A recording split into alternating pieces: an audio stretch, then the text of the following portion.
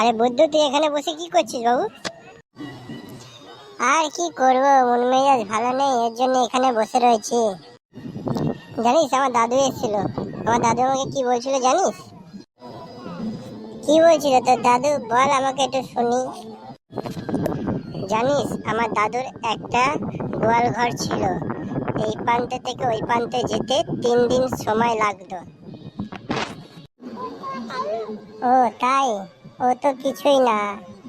আমার দাদুর একটা বাস ছিল, যেটা দিয়ে সকালে মেঘ সরিয়ে রোদ বের করে ধান শুকাতো। তোর মনে হয় না এটা একটু বেশি হয়ে যাচ্ছে? তা তোর দাদু বাসটা কোথায় রাখতো? কেন, তোর দাদুর গোয়াল ঘরের ভেতরে?